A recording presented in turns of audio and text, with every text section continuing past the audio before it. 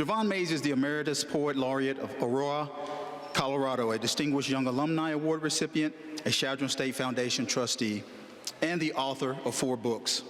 Since 2009, he has spoken at more than 120 events, including performing commissioned pieces, tributes to veterans, and multiple appearances at the Sterling, Colorado Correctional Facility, where he judges the Poetry Slam. He has also presented at the Colorado Language Arts Society Conference. At Smoky Hill High School, his alma mater, Mays is a specialist coach for the wrestling team, along with providing educational presentations about healthy masculinity and social emotional learning. A student engagement advocate with the Aurora Public Schools since August 2020, he assists students with leadership development and creative writing. Before his current position, he was a youth voice coordinator with APS for 3 years. He created the first district-wide youth voice platform, which engaged more than 500,000 audience members, and 30,000 students with journalistic stories with a focus on mental health, resilience, and self-investigation. Please join me in welcoming Mr. Jovan Mays.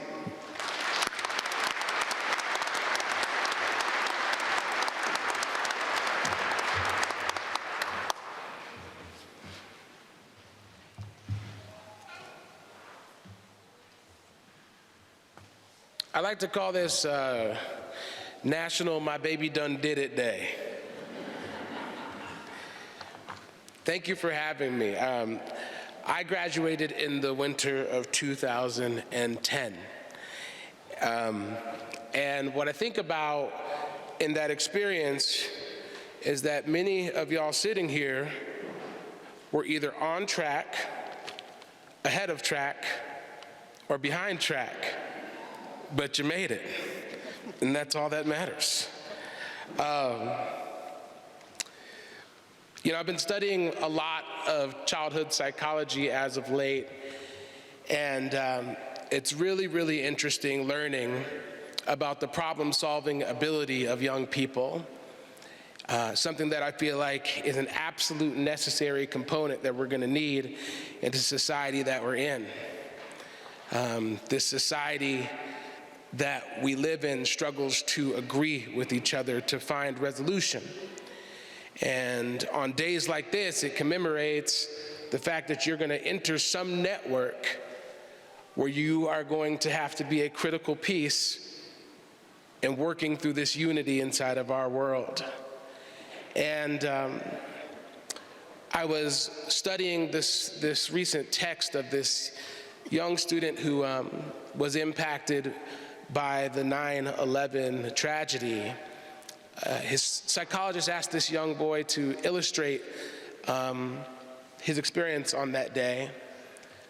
The child drew the Twin Towers, and then towards the base of the Twin Towers, there are these really dark holes next to the Twin Towers. The psychologist asked the young student, what are those dark spots on the ground? The student said, they're trampolines. The people need some space to land. Young people have this ability to manage tragedy in a really powerful way. And I think about what happens to us when we kind of go through our academic journey is sometimes we lose sight of that young person inside of ourselves. I love hanging out with 3rd graders, 2nd graders. It's one of my favorite things. When I first started working for the school district, I requested that I could have lunch at every elementary school inside the district. And they were like, oh, you want to sit with the administrators? I was like, absolutely not. I want to be in the cafeteria, sitting with the little ones and hearing their minds and asking them wild questions like, why is the sky blue? And when the world is not so ised, when everything is still so unfigured out, the curiosity comes up with interesting conclusions like, Mister, I think the sky's blue because it's just a Smurf fart. And I love these responses when I hang out with these young people and how they come up with interesting things inside their world. And I have been blessed to have a career where I'm celebrated for the navigation of my curiosity, even as I stand before you as a 37-year-old. Not all of us are so privileged, and I'm aware of that.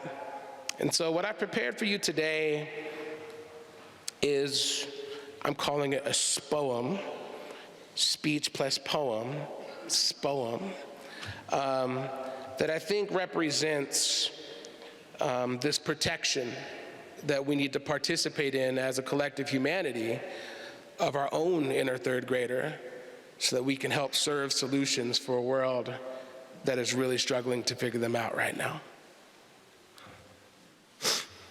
Here we go.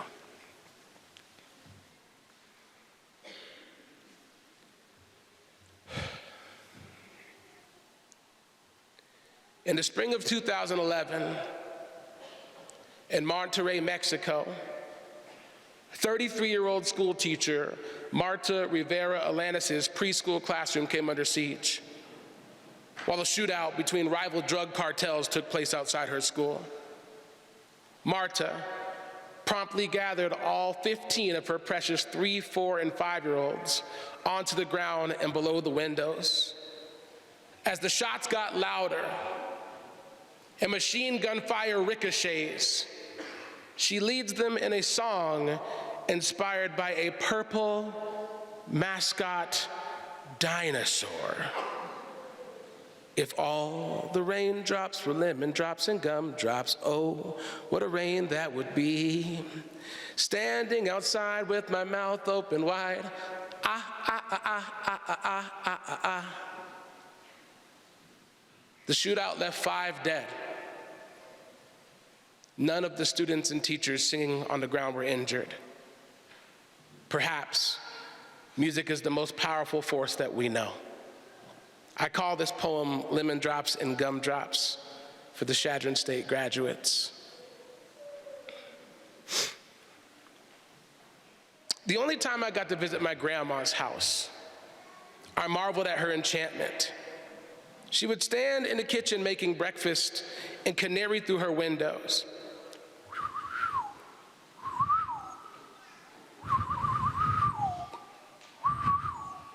And within seconds, a congregation of songbirds would line up at her sill. From that day on, I was certain of 2 things. 1, my grandma is the reason that I was born on Earth Day. And 2, if magic isn't real, then I can't explain the things that I'm seeing. As an 8-year-old latchkey ADHD, my dad would pick me up from school in his bread truck on the way to the depot. He worked for this place called Rainbow, and in my little boy head, watching the smokestack factories from the back, I would ask him, Dad, is Commerce City where they make clouds? He would always laugh and tell me I had some imagination on me. I would always think, don't we all? My first poetry lesson plan, 3rd grade. Miss Chambers tells us that we're going to learn about poetry. Hand raised. Yes, Jovan. Miss Chambers, what kind of tree is that? Miss Chambers says, poetry is not a tree, Jovan. It's a style of writing. Hand raised. Yes, Jovan. Miss Chambers, do you think that you could take a pencil and bury it in the ground, and if you water it and treat it as well as you possibly can, that it will make pencil trees? Are these pencil trees just this poetry that you keep talking about? The whole class laughs. You have some imagination on you, Jovan, says Miss Chambers. I would always think, don't we all? Don't we? If anything, our imaginations are the greatest restoration tools that we have. They make magic out of the meaningless, dreams of the decay, and mosaics out of the madness. I imagine that when you find each other, when you find your inner 3rd grader, you find your lunchmate, you let the weird spill all over the table and make a story out of the splatter. I imagine curiosity in uppercase, the investigations co-signed, the awkward applauded, and the fantasies affirmed, and this window to the world protected amongst all of this.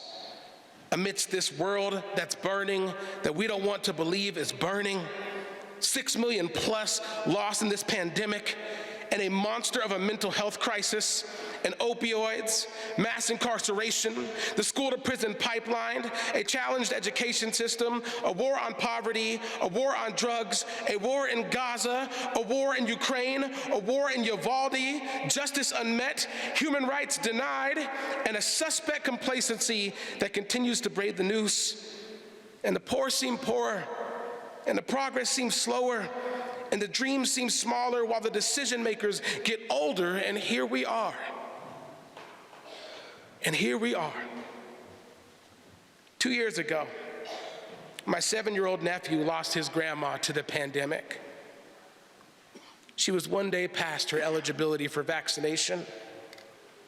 During dinner one night, he excused himself from the table, making sure to grab his artificial, non-working, fake Apple EarPods with him. After 10 minutes, I went to go searching for him. And in the back room, I hear him talking to himself. Somehow, he has turned the AirPods into a communication device where he can speak to his granny. And he's laughing, and she's responding, and he's laughing. And even I struggle to believe what I am seeing. And perhaps our imagination is the strongest tool that we have. Who's going to protect our inner third grader, y'all? Who's going to pull us down to the ground below the windows as the shrapnel screams above our heads to bring us back to the home within ourselves? And if all the raindrops were lemon drops and gumdrops, oh, what a rain that would be. And now we stand outside with our mouths open wide. And there you were. And there little you was, saying, drink up. We've got some marching to do. Thank you so much for your time today.